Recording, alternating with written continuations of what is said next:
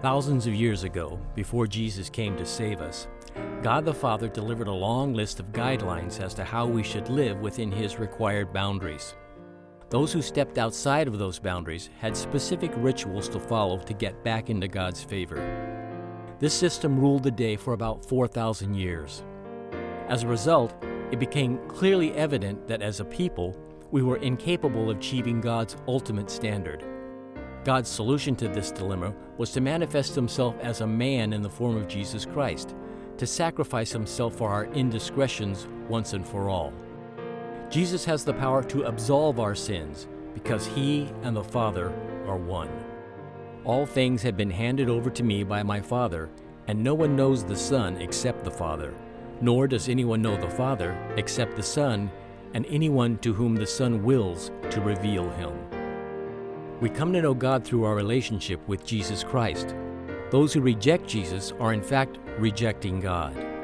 Our faith in Jesus relieves us from the burden of that long list of guidelines that God the Father imposed on us in the beginning. Trusting Jesus provides rest from all the tedious rituals God the Father implemented in the first 4,000 years. Come to me, all who are weary and heavy laden, and I will give you rest.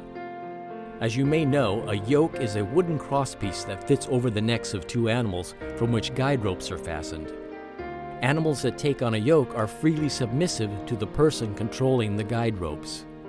In this manner, Jesus wants us to take on His yoke and allow ourselves to be controlled by His teaching. Take my yoke upon you and learn from me, for I am gentle and humble in heart, and you will find rest for your souls, for my yoke is easy and my burden is light. Jesus wants us to know that there is no longer an enormous list of rules and regulations to follow.